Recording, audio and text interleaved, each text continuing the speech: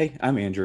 And I'm Chris. Welcome to the first episode of True Believers, a comic book podcast, our weekly show about all things comics. Chris and I have been friends for literally a decade, and we've loved comic books even longer than we've been friends. So we decided to make a podcast about it.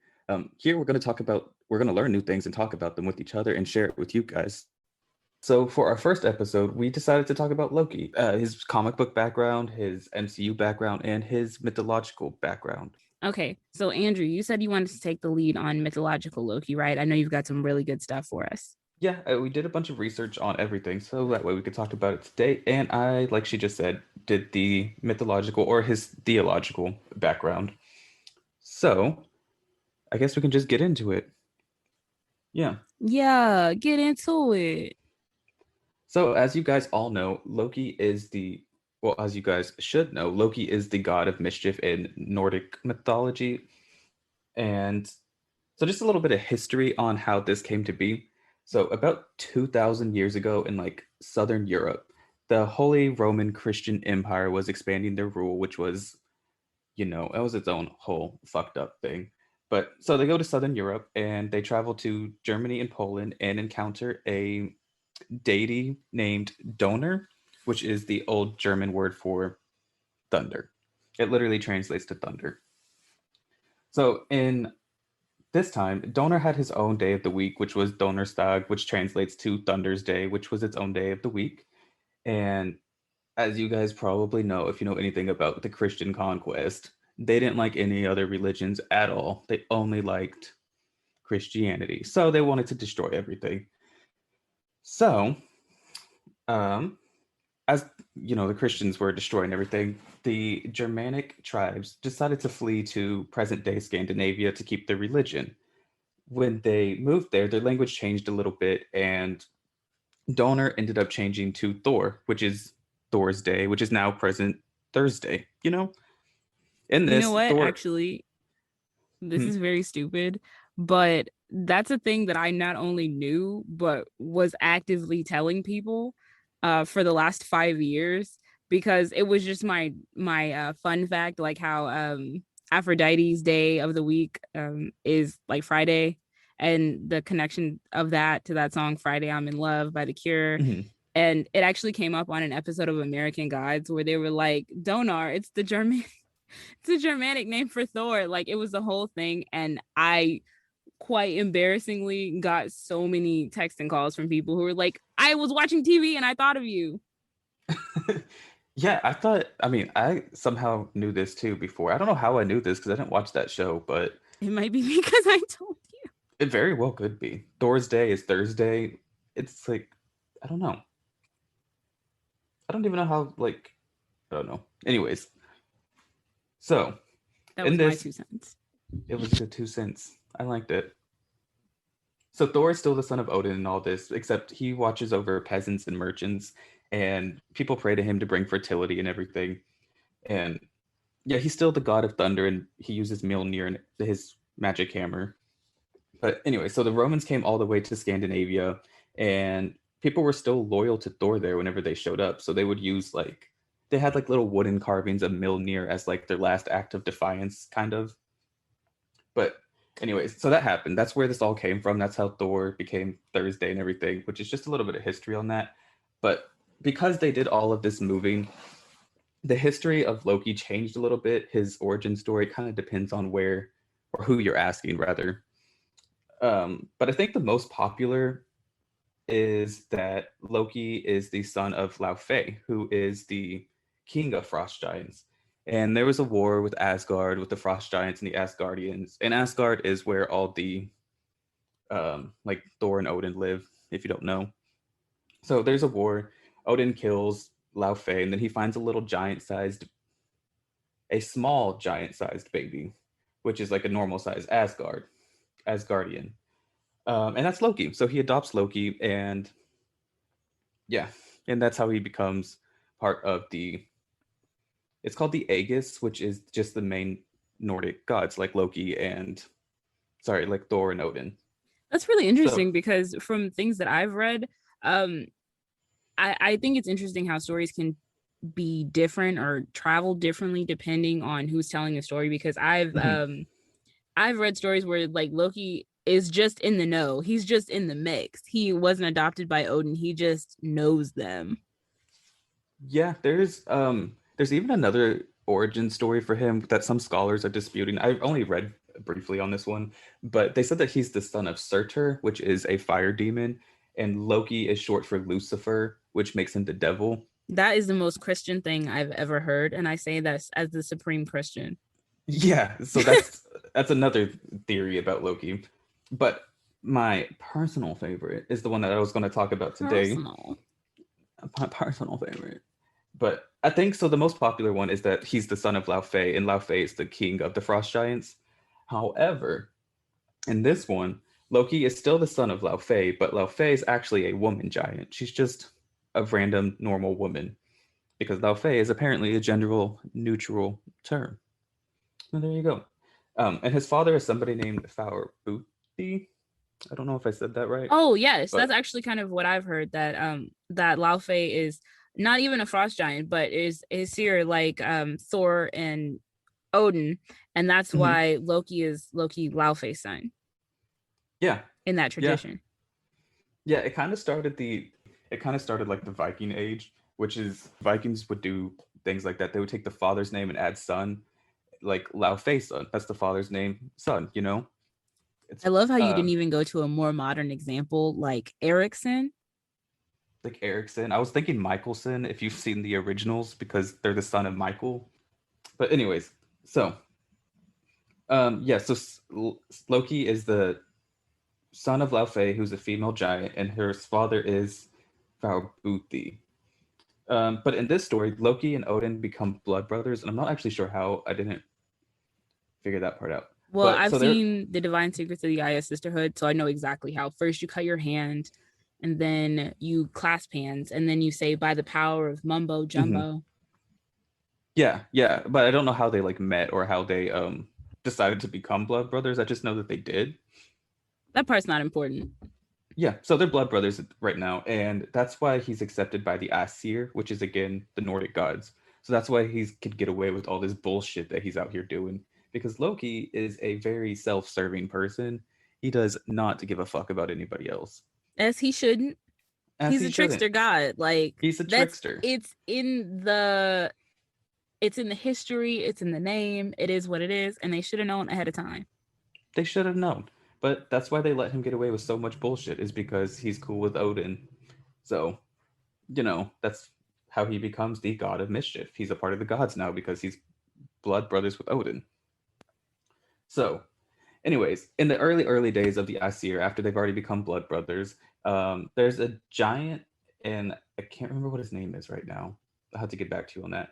But his whole job is to like build a huge fort for the Aesir so they can watch over everybody, and it's like this huge building that he's supposed to make for them, right? Well, the giant wants Freya, and Freya is the goddess of fertility.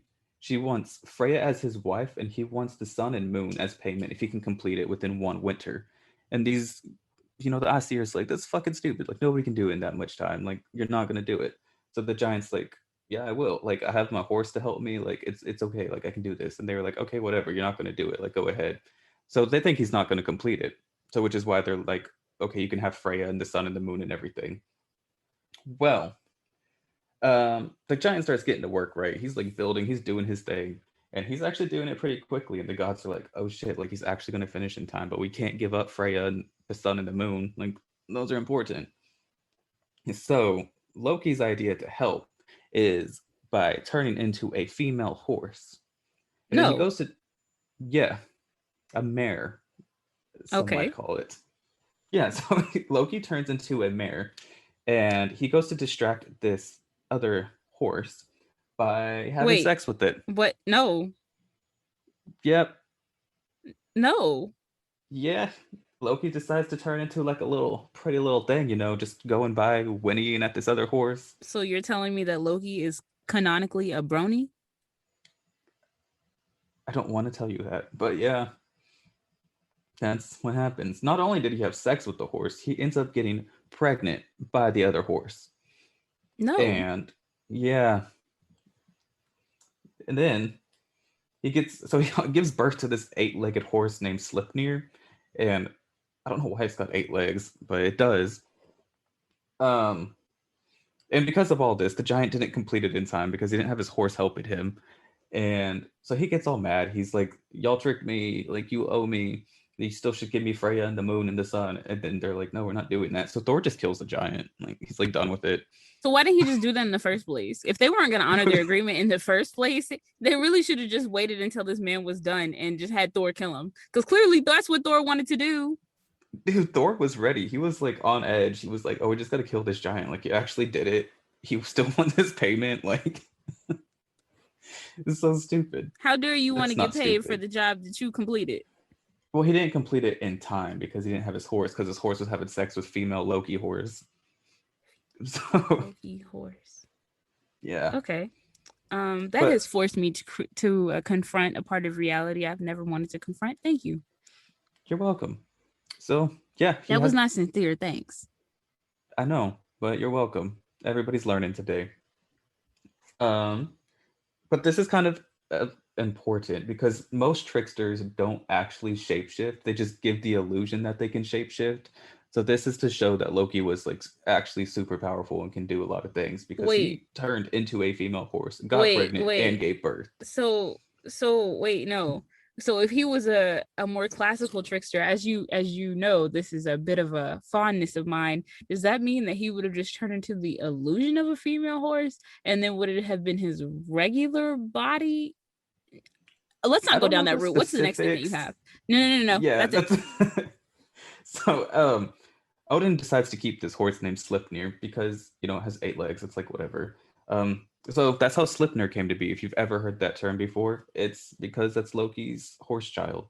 Wait, when you say he keeps the horse, are you saying like as like a pet or like? Oh no, that's like his chosen steed. He wears or rides it into battle and everything because it's got 8 legs. That's a badass. So he's riding horse. around on his godson.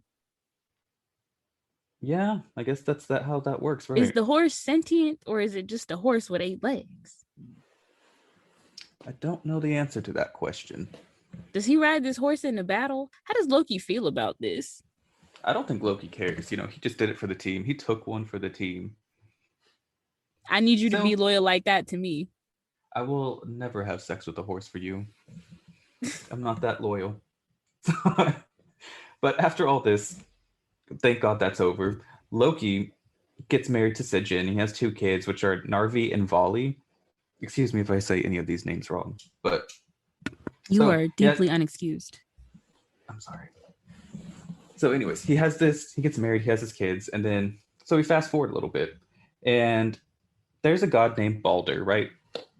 And he sees a prophecy. Balder's the god of joy, and he sees prophecy of himself dying, and he becomes hella depressed because he doesn't want to die. So his mom, Frigg, makes every living creature swear an oath that they won't harm Balder, and everybody agrees except for like one piece of mistletoe for some reason. I've heard this story, and I don't think that they ask because they're like, oh, it doesn't matter, it's just a mistletoe. That could have been what it was. Yeah, so either way, this mistletoe still doesn't like swear loyalty to Balder. And so what happens is, since nothing can harm him, the Aesir, all the other gods, are sitting here just throwing shit at him because they think it's a game because nothing can hurt him, And then, which is kind of funny, like just imagine them picking up a stick and throwing it and it doesn't hurt you. And everybody's cool with this game except Loki because he doesn't like it because it's not his own brand of chaos, right? So he decides to, he wants the game to end because it's not his idea to be an asshole. So what happens is he transforms into an old woman and gains Balder's trust. And then Balder tells him that the only thing that can harm him is this one piece of mistletoe. So Loki goes to get that mistletoe and he makes a dart out of it. And he comes back with his dart and he gives it to Hoder. And Hoder's blind. He can't see nothing. So he's like, hey, do you want to play a game? Look at this dart. We can throw it. And Hoder's like, sure, let's do it. So they start doing this little target practice game. And he gives him this dart. And he's like, all right. Loki says, the target is over there. And Hoder obviously can't see. So he just fires the shot. And then Loki dips out. Because what happens is Hoder hit Balder and kills him with that mistletoe dart. Okay. I offer a counter argument that maybe Holder can see, and maybe he just really hated Balder. Because, you know, they say that Stevie Wonder isn't really blind. Maybe he was just tired of the game too, and he was like, mm-mm.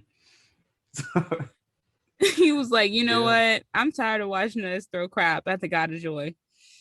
Yeah, but as far as I know, like Balder didn't mind, nothing's hurting him. He's just like, all right, have fun. It's so joyous, But so Balder dies and he goes to hell, which is where everybody goes when they die.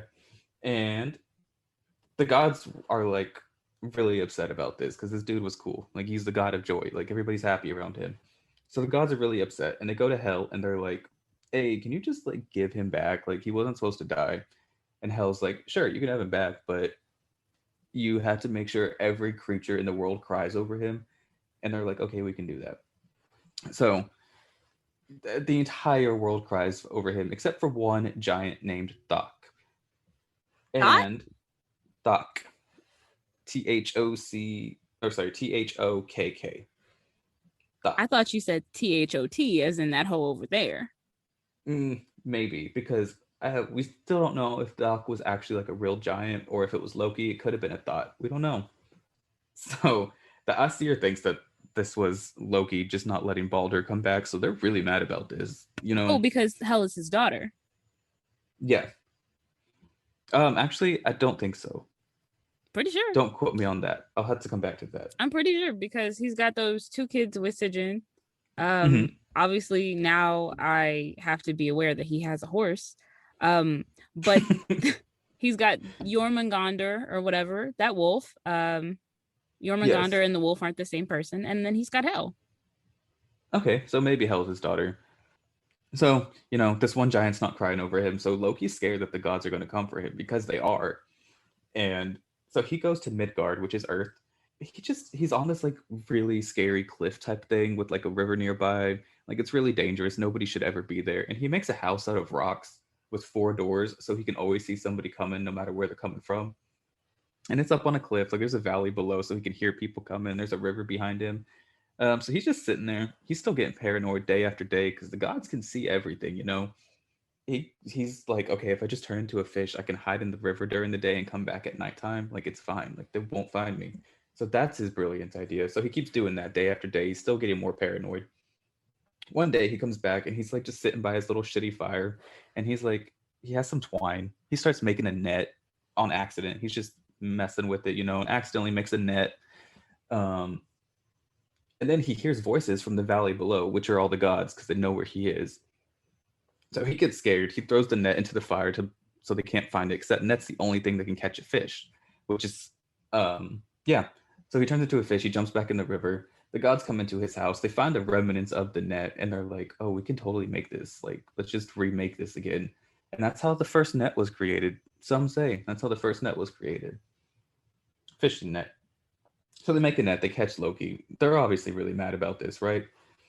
So they want to punish Loki, but they don't want to kill Loki. So they do some really fucked up shit. What could be worse than the horse thing? Oh, wait, I know. Do you know? Yeah, I'm pretty sure they're gonna cut off his son. And they were like, blood for blood, period. And they pulled out his son's guts and like tie him to a rock like Prometheus. And just they're like, yep, here you go. Kind of. They find Narvi and Volley, both of his sons, and they transform Volley into like a rabid wolf. And then the wolf goes after the first thing nearby, which is Narvi. So like they made his own brother like just rip him open. And that's when they take all of his guts and everything and tie Loki to a rock.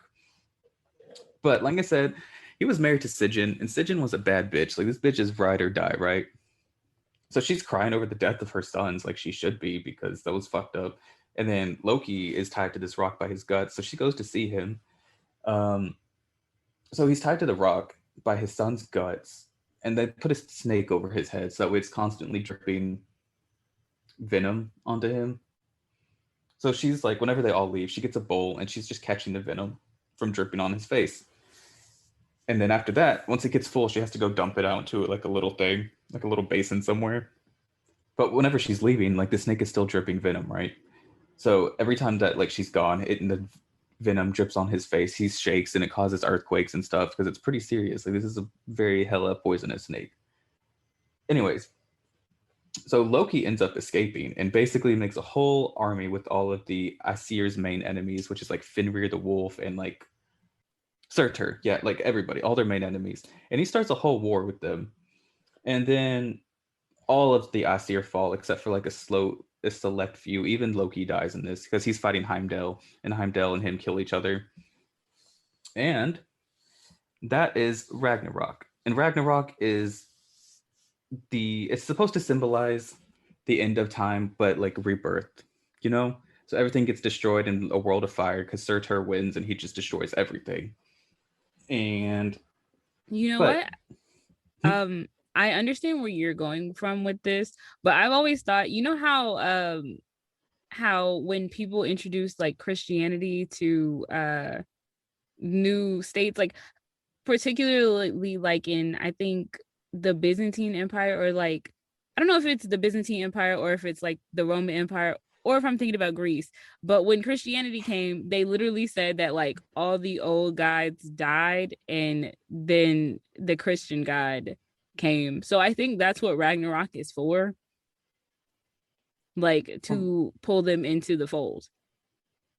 From what I understand, and I might be wrong about this, but Ragnarok was the end of time, like I just said, but then a few gods somehow survived it and then they came and like made a happy world again, which that could be Christianity, but oh, I can't remember who it was. There was like two gods in particular, and I can't remember their names right now. I know it's not Tyr. It was not Tyr. Or Balder, I can tell you that one. The only reason, and this is gonna sound stupid that I don't know all this stuff about Norse mythology because I'm just not interested, but the only reason why I knew a lot of that stuff was because I'm a big fan of Rick Riordan and I read all the Magnus Chase books. Mm-hmm. So I was like, okay, I'm pretty sure it's Tyr that's Magnus Chase's dad, and he's the one who doesn't have his sword going into Ragnarok, so he's prophesied to die. And like the whole Magnus Chase book, it's like all Loki scheming. Well, all three of the books are like Loki scheming and them trying to prevent Ragnarok from happening early. Yeah. That was part of it too, yeah. I read all that, but only like briefly.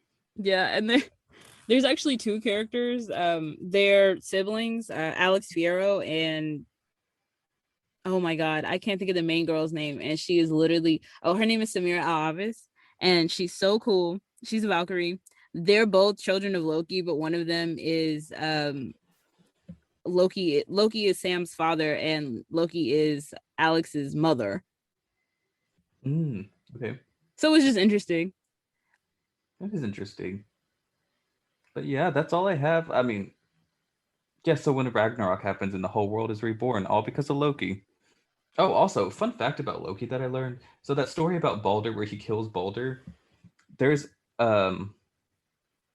another version of this story, which is one of the reasons why people consider the number 13 to be unlucky. Ooh. It's because there was like a party of 12 gods, and then Loki was mad he wasn't invited because he's a little whiny bitch, you know?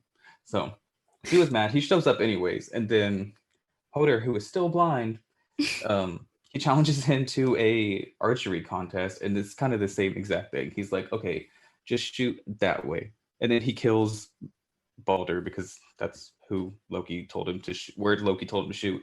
And then, you know, the whole world cries because he's still the god of joy, which is why number 13 is considered unlucky because of Loki. So there you go. It's also similar to like how Judas was a 13th guest in Christianity. Oh yeah, at the Last Supper. I was like, who invited Judas where? Judas invited himself just like Loki invited himself. No, I think Jesus probably invited Judas. Oh yeah, that was his bestie, wasn't it? Yeah, I mean, until he gave him up for that silver. Yeah, damn. You know what's funny? There you go, some Loki. Unrelated to Loki, I have a lot of Judas vampire related trauma, and it's a thing that keeps coming up. Like I had to tell Alana about it, and I was like, I just can't stand any more biblical vampire stories. I can't take it. I'm not strong enough. Have you seen Dracula 3000? I have not. Oh God. You're so lucky, and I wish I was you. So I guess it's my turn to take over, right? Yeah, so let's hear about Loki's comic book history. Hopefully Okay, you so learned we're something new about him. okay, so we've heard about mythological Loki. Let's take it to comic book Loki. Loki, real name, Loki Laufeyson. Occupation, god of mischief, later the god of evil. Base, Asgard. Are you wondering why I'm reading it like this? Because I'm actually reading it. I've got the Michael. I'm actually reading it. I've got the Marvel Encyclopedia open, and I wanted to kind of reference when Loki's first appearance was, and it was in Journey into Mystery number 85 in October 1962. Just to let everybody know that he's been around and kicking in the Marvel universe for a really long time. And comic book Loki is not really a character that I enjoy because, unlike his mythological counterpart, well, in the stories, Loki is a trickster god. He's not necessarily malicious, but he's self-serving and he does things that are chaotic, but might be considered funny. And Yeah. depending on your frame of mind, and comics Loki is just straight up evil. He is garbage. There is no middle ground on this. Like, he hates Thor. Thor is his nemesis. He is adopted. Okay, I'm sorry. This is not funny. When I tell you what it is, you're gonna tell me I'm a horrible person. Loki is born, same as in mythology, son of Laufey, king of the frost giants of Jotunheim. Um, Laufey was ashamed of his size because Loki is like a small giant, and he just hid him away, right? So Bor, who was the king of the gods and the father of Odin, went to war with the frost giants. And while he was in Jotunheim, he gets cursed by a sorcerer and he's gonna die. And his son Odin comes upon him and he sees him about to blow away in the wind because he's turning into snow. And he's like, son, save me. And Odin is like, oop, not you asking me to save you, not you asking for help, not this being none of my business. So he like watches his father like blow away in the wind, and his father curses him and he's like, you're gonna take in the son of an enemy as if it's your own. Damn. I'm sorry, that's like the funniest thing I've ever heard. Like, your father is blowing away in the snow and you're like, ooh, not this being none of my business. He just lets him fly. Like, it's like in Avengers, what movie was that? Infinity War, at the end where everybody was turning into dust. Like, it's like if you see your dad just turning into dust and you do nothing, you're like, you don't even like, what's going on? He was just like, ooh. But anyway, so he eventually he goes back to war with the frost giants, like, even though they've just turned his dad into snow, which would stop me from ever going to a place. And Yeah. he kills Laufey, and he finds a small, Aesir-sized baby, which is Loki, and he like just takes the baby and he raises him as a son, like a brother to Thor, and he just raises him as his own son. And Loki never fits in Asgard. He hates Thor, or he doesn't really hate him. He just has like a grudge against Thor because Thor is everything that Loki wants to be. He's heroic, he's strong, everyone praises him. People love Thor, and Loki does not excel in the same way. But Loki is an excellent sorcerer, and he's a plotter. Okay, so he becomes the god of trickery, god of mischief, like same as in mythology. But over time, the tricks stop being funny. They get more and more malicious. And then eventually he just becomes the god of straight up evil. Like, Loki just keeps trying and trying to take over Asgard. Odin eventually just gets tired and he's like, you're going to have to get out of here. You are going to have to get out of here. That's his solution to all the problems. Because as you know in the comics, like, Thor wasn't Thor when he was living on Earth. Odin was like, you're going to have to get out of here, because that's how he parents. And he turns him into a kind of Jekyll Hyde situation. He's Dr. Donald Blake on Earth. And then, whenever it's time to superhero, he'll get possessed by the power of Thor in a very He-Man kind of way. So Loki eventually frees himself from his prison, which I think he was imprisoned in a tree or something. And he goes to go in search of Thor, but he's Donald Blake. I love that Loki or Odin is just like, you know what? If I don't want to deal with it, I'm not gonna deal with it. Like, you can Get leave. out. He just kicks everybody out until they learn to act right. Like parenting 101. That's how you do it. Who hasn't been kicked out of the entire world by their mom and dad? You know, can't say that I have. I respect it though. I respect it. And like Loki is a straight up villain in the comics, right? We've established that, right? Yeah. Okay. Not a good dude. So terrible. So eventually, like Loki has been plotting and planning since the 1960s, right? Eventually he does take over Asgard. He enacts Ragnarok in the comic books. But Loki is the ultimate trickster. You know how in the movies he like died and then came back, and then died and came back, and then died and came back? He does that in the comics, even more than Jean Grey herself. That's impressive. That's impressive. Boy, isn't it? And then, you know, he continues being a villain because that's what he does. Villain's villain. And during the siege event, Loki actually dies for real, but he's somehow resurrected because, you know, when you got a plan and you got a plan and a plan and a plan, you got plans A through Z plus 1 through 72. They can't keep you down. They can't. So he gets resurrected into the body of a child. And Thor, great person that Thor is, Thor misses him. He goes to hunt him down because he's like, he is not dead. He is not dead.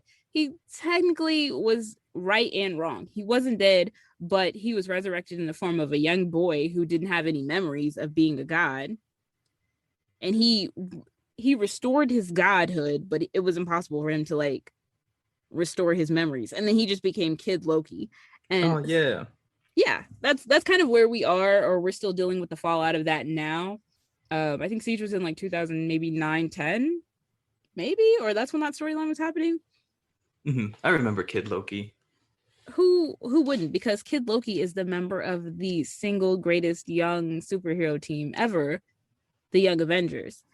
But anyway, okay, so when he becomes Kid Loki, Thor treats him with such respect, kindness, and genuine affection that he idolizes Thor, and he changes his goals at like, if maybe not the way he goes about doing things, because he's still very much the god of mischief, no longer just the god of straight up evil. That's in the Journey into Mystery storyline where he starts like kind of changing his ways, or if not changing, he's making an honest attempt to change his ways with no memory of his bitterness, the things that his grudge against Thor and Asgard have driven him to. He makes an honest attempt to change and become a better person, even though it really doesn't amount to much, because at the end of the storyline, like after the death of Thor, and after a bunch of other events, Kid Loki has to allow the spirit of his older self to kill him and take over his body. And now Kid Loki only really exists as a kind of voice in his original self's head to plague him, because Loki is plagued by his thoughts, as he should be, because they're bad. Yeah. I don't know. I really like the Journey into Mystery storyline. It's by Kieran Gillen. Where's Loki at now in the comic books? I kind of am not really 100% sure. The last thing that I was very aware of was the President Loki thing, and then Loki and Thor blood brothers, and then, you know, I read a lot of Young Avengers, but then he tried to steal Billy's powers and then grew up a little bit at the end and became like Teen Loki. And I know there is a new Loki and Thor 4-part miniseries out, but I'm not certain of the title. But I do know that in the graphic novel for young adults to get them into comics world, there is a new story out by Mackenzie Lee called Loki Where Mischief Lies that kind of is supposed to bridge the comics and the MCU, like how I'm going to bridge my incredibly strange commentary over into MCU Loki, who has a show. By the time we release this episode, the show, the first season should be completed. Yeah. And that's where we're at now. So MCU Loki. So yeah. So there's a few differences between mythology Loki and like comic book Loki, because mythology Loki, while being an asshole, was not straight up a villain. like I said, he took one for the team with that horse. Like that was a pretty big thing, you know. That's Ooh, best friend moves. that was, yeah. So and like you said, comic book Loki is just a straight up villain, like not a good dude. He didn't even have a bad upbringing. He was just an asshole, you Well, know. he kind of did in that everybody's like, Thor's the best, Thor's the greatest, and he's essentially like a trumped up hostage. Yeah, but he doesn't know he's a hostage until later in life, right? Well, comic book Loki definitely knows. MCU Loki, that really surprised me that he did not understand that he was adopted. Like they just never told him. That's weird.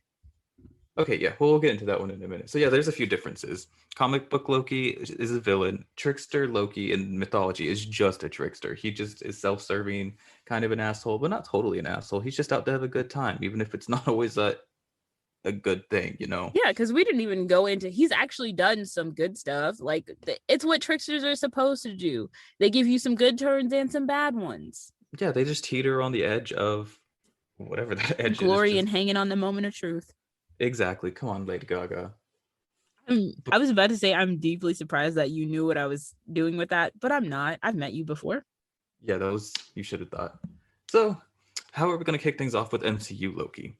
Well, MCU Loki is played by Ted Allpress and Tom Hiddleston, and possibly some other people from what I've heard of the Loki show against my will. I wasn't really that interested in watching the show because I'm gonna be honest, I did not know what it could possibly be about. And I heard that Owen Wilson was in Same. it. So that made me really want to watch it because, you know, Cars is like my favorite movie. Mm-hmm. So MCU Loki, yeah, played by Tom Hiddleston right now. And Ted Allpress. He was And played Ted by Ted Allpress. Allpress first. Okay. And I'm but sorry. right I think now, he's like the cutest kid I've ever seen. And I've actually seen more of his work than I have Tom Hiddleston's, which is really funny because his IMDb page is really short. And I've watched like everything he's ever been in, but not because I was like stalking this kid. It was just because like I just happened to watch those things and I was like, oh, I've seen that. I've seen that. I've seen that. Oh, wow.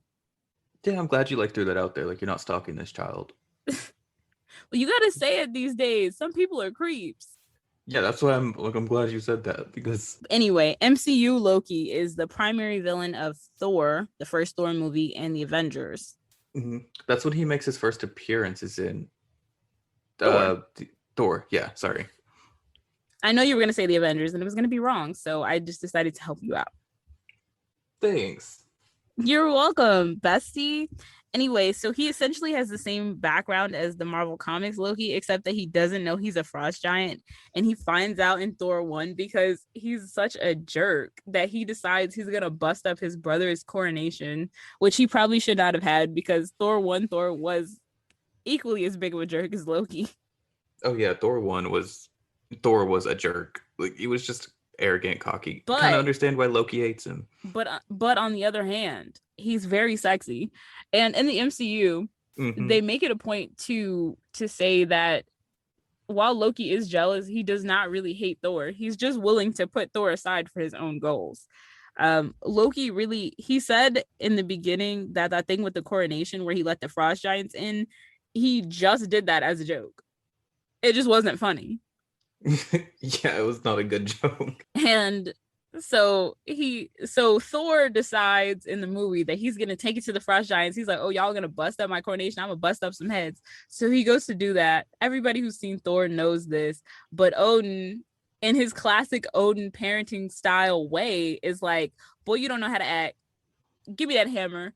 So he like throws him to earth and then throws Mjolnir in like a pit, or maybe Mjolnir made the pit, I don't know. Either way, Thor didn't have no powers.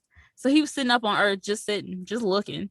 And some frost giants tell Loki that he's a frost giant too, or he discovers that he's a frost giant in some way. And he's like, Odin, you weren't going to tell me this, that I'm a frost giant? And Odin was like, boy, I'm tired. I don't even, he was about to put him out. I could feel it in the force that he was about to put him out because that's what Odin does. But he got so stressed out that he went into the Odin sleep. Yeah, he just went to sleep. He's like, I'm tired of these kids. Like, I just threw my favorite to earth, and now like this one's acting up. Like, I can't. I'm going to bed. Like, First of all, we've all seen Thor 3. We know that Thor was not his favorite. Well, we're not there yet. Yeah. He already banished his first favorite. Now he's banished his second favorite. Now his least favorite's acting up. And then Frigg gives Loki the kingship. She's like, oh, Odin is in the Odin sleep. You're gonna have to take over. And Loki, this is very low key. This is what Loki has always wanted. So he's like, oh, it's me. Well, mama, if I must, I will. So the Warriors 3 and Sif, they go to Earth and they're like, Thor, you gotta come back. Loki is like, no. So he sends like monsters to stop them and stuff. And Thor eventually figures out it's Loki, and they come back. And Loki in this short amount of time, because I promise you this movie takes place over like 3 or 4 days or something, he has taken complete control of Asgard, as one does when they evil. Okay, so over the couple of days that this movie takes place over, Loki is incredibly proactive. He is taking complete control of Asgard. I think he banishes Heimdall, who is Idris Elba, looking incredibly fine. One of the only reasons I think I would ever watch this movie again, because I did not enjoy it. He sent out all these monsters to stop the Warriors 3 and to like stop Thor, and he's launched a full-scale attack on Jotunheim and the Frost Giants. Like, it's gotten to the point where I think from what I remember of having seen this movie twice 10 years ago, I'm pretty sure that he kills Laufey, who's his real dad, and is like, you were killed by the son of Odin. And I was like, sir, you have literally done all of this only to rep your set at the last. So much of this stressed me out. And he decides he's going to use the casket of ancient winters to like blow up Jotunheim. And he's on the Bifrost. He's like ready to go. He's like, Thor, you can't stop me. And Thor is like, bet. So Thor starts taking Mjolnir and smashing the Bifrost as a king does. Okay. And Loki's like, no. And they try to fight each other, but I'm like, sir, you really think you about to fight Thor? Thor is like 6 feet 4 inches of pure Australian beef and muscle. Yep. You really thought you was gonna fight Thor? Oh, okay. And then so when they destroy the Bifrost, there's a wormhole, and it kind of gets to that part in The Lion King, at the beginning where they're over the cliff with he's like, save me, and then Thor's like, long live the king. Except it wasn't that, because Loki starts trying to explain himself, as all people in the wrong do, because Odin is awake now. He's like, Father, I did this for you. I did this for us. And Odin is like, boy, did nobody tell you to do this? So Loki gets pissy and he like, let's go. Yeah, he gets his feelings hurt. I remember that, because Odin is all like, why did you do this? And he's like, I did it for you. Like, I killed all the Frost Giants. I killed the king of the Frost Giants for you. And he's like, boy, you fucked up. Didn't nobody tell you to do that? So Loki gets all mad, just lets go and falls into the wormhole. That's drama queen. That's all I can say. That's what happens. So he goes into the wormhole. He falls into the wormhole and meets what's called the Other. And the Other serves Thanos, and Thanos gives him, and then the Other gives Loki his little scepter thing that he uses in the Avengers movie. So that's what happens in between those movies, because they don't explain that. They kind of do, but I think it's in a one of those after credit scenes. I don't know if it's in the after credit scene for Thor, or if it's in the after credit scene for the movie that led directly into Avengers, which I think is probably either Iron Man 2 or Captain America 1. I'm not certain which, but either way, I was not happy to see the return of Loki. Yeah, because he shows up with his scepter that he got from the Other, and he's after the tesseract, right? I think that's what happens in the Avengers. So he's after the tesseract. Thanos wanted it, because isn't the tesseract an Infinity Stone or something? Yeah, it was. I can't remember what stone it was. Not important. It was an Infinity Stone, so Thanos wanted it. And then he has the Chitauri army, and so Loki's now the villain of the Avengers movies, because he has the Chitauri whales, which are the giant flying things in the sky, the aliens that come through in New York. And he's got a scepter, mind controlling people. Now he's the villains of the Avengers movie because he didn't learn his lesson the first time when he, lost to Thor. So obviously he ends up losing to the Avengers. That's how the whole movie ends. And Thor. Wait, you got to talk about how baller he was. I will give it to him because he was baller in Avengers. Like he was giving us villain. He was giving villain. Like in Thor 1, it was more of annoyance, sneaky bastard. But Loki was appearing in different places all over the world. He was terrifying people. He was putting the fear of a Norse god into them. He was, because he should. He was mad now. Like his father just basically said, like, I don't love you. And his brother got his little hammer back. Like he's upset. So he obviously does the most with it. And as he should.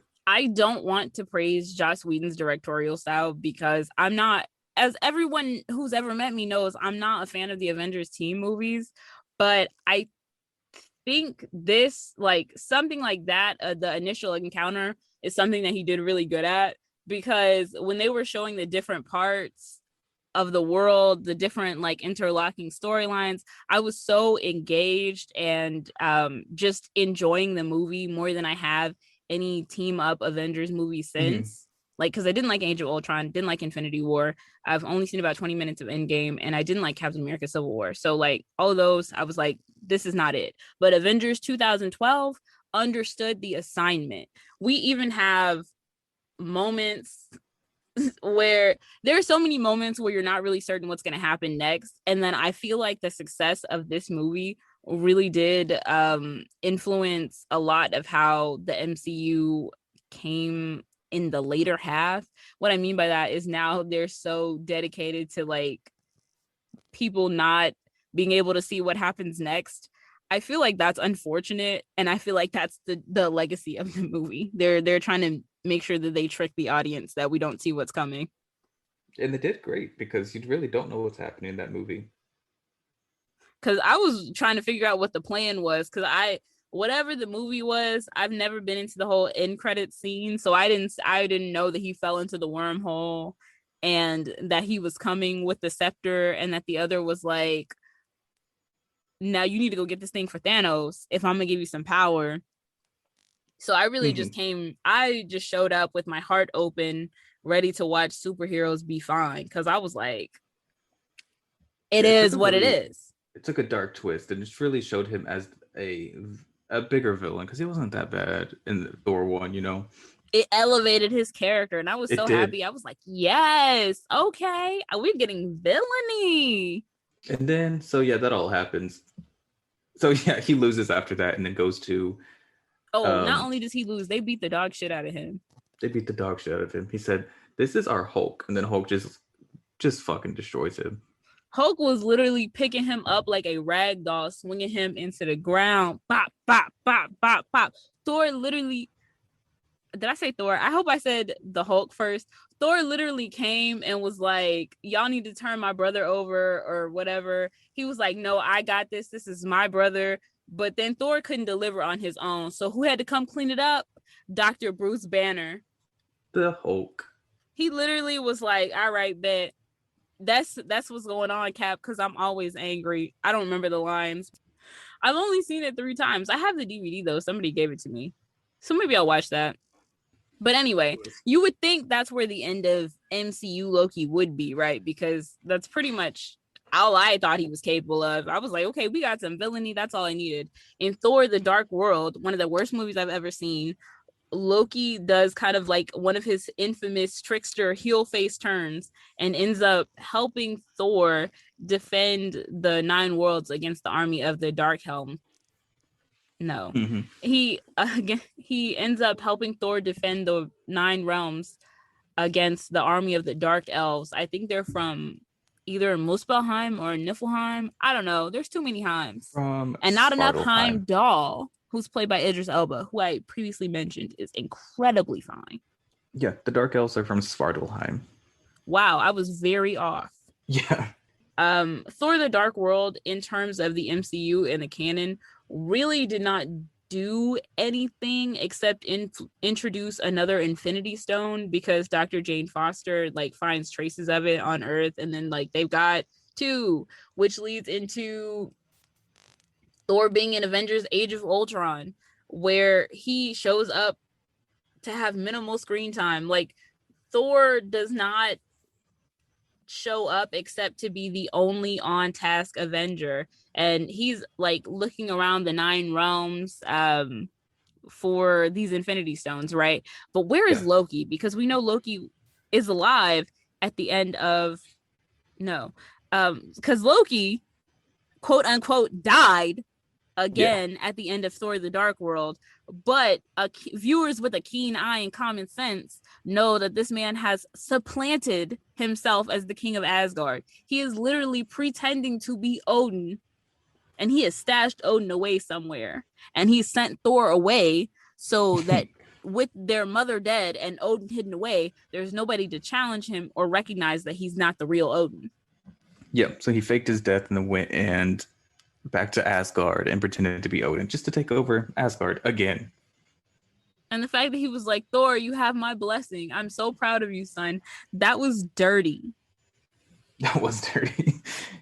But he was making like actual like making plays of himself dying and how heroic he was. Like they should have known that that was Loki. He had hoes feeding him grapes. Matt Damon was there. So much was going on at the beginning of Thor Ragnarok that I was literally taken aback. I was so upset watching all of this. We saw that movie together, right? I think so. Yeah. We did, because I was literally like, I was so upset watching. I was like, are you serious? Because Thor steps up. He's like, the nine realms are in chaos, father. But you here watching a play. Yeah. So Thor punks Loki in front of everybody. And Loki's like, okay, it's me. Dang. He's like, where my daddy at? And this fool had put Odin in a nursing home on Earth that had been demolished. Look, okay, how many times has he kicked his children out and gone to Earth? That's what I'm saying. Parents who kick their kids out multiple times and kick them off the planet, the nursing home is probably their ideal destination. Like, they can't think of anywhere better than that. And he deserved it. He really did. And then we have the whole Thor 3 storyline, which really isn't important in the grand scheme of things. But since it's called Ragnarok, I'm pretty sure we all know that Asgard gets destroyed. I mean, it is what it is. But remember that Infinity Stone thing, Andrew? How we've already found like 2 by the beginning of Thor the Dark World? Yes. Well, remember that tesseract that Loki took in the Avengers 2012? Yeah, it was on Asgard, and you would think that it got destroyed with Asgard, wouldn't you? You would think, because Loki, when he was arrested, they took the tesseract back to Asgard and they kept it there. And while Loki was in prison, but then Ragnarok happens, all of Asgard gets destroyed. So you think that that's going to get destroyed in Ragnarok, but it does not. Because Loki saw it on the way out and took it. Who does that? So by the end of Thor Ragnarok, they are traveling. We didn't even mention anything that happened in the movie because it really doesn't matter. All we found out that was that Loki is a hoe. Yeah, that's all. He was just living alongside. He was just alive, living happily. He was just letting Jeff Goldblum be his sugar daddy. Like, that's all I could retain from that movie. That's the only important thing that happens. He steals a ship. He's like, Asgardians, I've come to save you. I was like, okay. I was looking for the trick because I do not trust this fool. So, yeah, when Asgard gets destroyed, Loki had stolen a ship big enough to house all of the Asgardians. And so they're all flying in space now on this big ship Loki stole. That's the only important thing that happened in Loki's character in that movie. Well, I will say that they got some great moments where him and Thor kind of healed a lot of their issues with each other.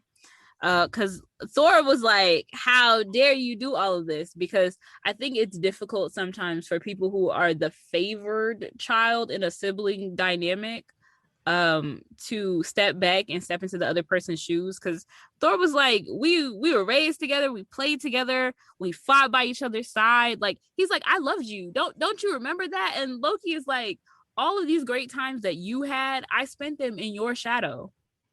Yeah, exactly. I don't know. And Thor finally, I'm glad he was sticking up for himself, because the whole time, like, he had been mourning Loki. He had loved him. He was like, this is my brother. Da, da, da, da. And Thor in 3, he was like, I'm not taking this foolishness. Period. I'm gonna team up with you this time because I have to. But that's it. Yep. And we're all happy at the end of Ragnarok. Well, as happy as we can be, because we just saw Asgard get destroyed. But then comes Avengers Infinity War, a movie that I never wanted to go see and was coerced into going to go see. The very first scene is Thanos. The very first scene is them on the ship. He still has the tesseract, Loki does, so obviously Thanos wants it. So Thanos kills him. Wait, no, not even that. Thor is like, what you talking about? We ain't even got that. Like, Thor is talking big noise in the back. Thanos and them, they killing up everybody. And he's like, we ain't even got that. You need to go on somewhere. It was destroyed. And then he was like, so you gonna tell him where I'm at? And then Loki's like, hey, bro. So he has to pull out the tesseract, like, and look, Thor is looking at him like, I trusted you again. And then Thanos like crushes his face, snaps his neck. So you think that's the end of Loki, because he doesn't come back up in this movie anymore. Yeah, no, as of Infinity War and Endgame, he is dead. But he does have this really great line. Even though I did not like the movie, I really like this part where he was like, remember, brother, the sun will shine on us again. And then I think he like dies right after that. So I was like, yeah. Ooh. So you think that he's dead, and then the next movie happens, which is Endgame, I think. But I thought he was going to come back in Endgame when everybody's coming back. And then I was like, oh, he's dead. Yeah, no, he was dead. So what happens is, first of all, Endgame doesn't make a lot of sense, like, at all. That movie's weird. But their whole plan to stop Thanos is to go back in time. And they go back in time to when Loki's getting arrested from Avengers 1 with the tesseract. And then they get the tesseract from him, but Loki manages to escape, which is how he's alive again, I think. And that's all that really happens in that movie. Is he literally just disappears. That's it. And then somehow we lead up into the Loki, the show, which I don't really know what the show is about. So that's kind of where I'm at. I don't know what the show is about either, and I haven't been interested enough to look it up. But I will share with you the things that I do know about it from TikTok. I know that, TikTok and the Newsarama Facebook page, which does not care. The Newsarama Facebook page does not care if we care about spoilers. And I think it's so funny. Like, it's the funniest thing I've ever experienced. So I know from TikTok that there's some kind of organization called the TVA. I know that the pretty actress from Lovecraft Country is part of the TVA. I know that Owen Wilson is also part of the TVA. I think the TVA has something to do with the Marvel Comics Timekeepers. And from the Newsarama Facebook page, I think, unfortunately, that Kang the Conqueror is involved with the TVA and is going to show up in the MCU, which I believe that would be unfortunate, because I think they're trying to gear up into a live action Young Avengers project.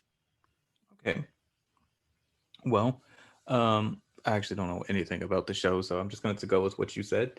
And we're probably going to end up watching it at some point, right? Because it's at right now, there's only one episode left, I think. Correct? Yeah, and then by the time this episode comes out, I think we'll actually be putting the episode out on the day that the last episode of the Loki show comes out. I'm not really certain how that is time-wise, but I'm pretty sure that's going to be the same day.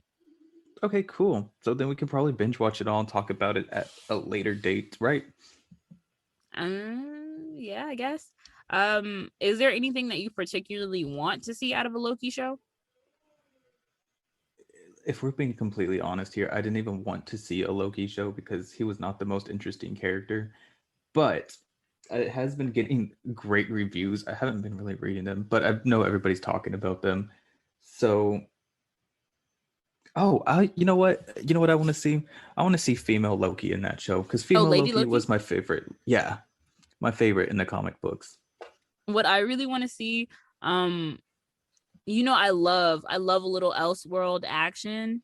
I should probably stop calling everything an Elseworld, but DC Comics really does. Like, that was the best term I've ever heard. I want to see Ted Allpress back as Kid Loki. Okay. Like, it's the kid version of Loki. And then I kind of want to see, I don't know, some alternate universe action. I'd like to see Loki in the classic costume, because while it is very, very, very, very ugly, I do like it. Oh, Idris Elba cameo. Ooh, that was a good one. Okay. Yeah, that would be good. I don't think they would do that. Well, you But it would never be know, good. because they paid Idris Elba to show up in Age of Ultron for that scene, and all he does is have a 3-minute scene just to be hot. If I remember correctly, though, I think Idris said that he doesn't like being Heimdall, What which is makes it, the sense. gold Look how big that contacts? probably, and look how big his costume is. Like, I'm sure that's uncomfortable, right? I bet it's sweaty. I bet. Like, I wouldn't want to do it. Ooh. Actually, you know what? For that paycheck, I would want to do it. I lied. Sweaty Stop. costume. Stop. I wish I could make that Perry the Platypus noise, because I would do it right now. You know that. No, no, ma'am. How dare you know, man, me? Anyways, yeah. So, if I don't know what to say, how do we finish this up? The sun will shine on his. So, yeah. Hopefully, you guys enjoyed it. Sorry, this is so awkward. This is the first time we've done this.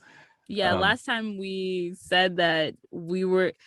Yeah, last time we said when we ended the episode that we were sorry and then it wouldn't end like this again. But the lie detector test determined that was a lie. Sorry, this is probably going to be as awkward as it was last time, every single time after that. But you know what? We're trying. I'm Chris. He's Andrew. This is True Believers, a comic book podcast. Thank you for listening.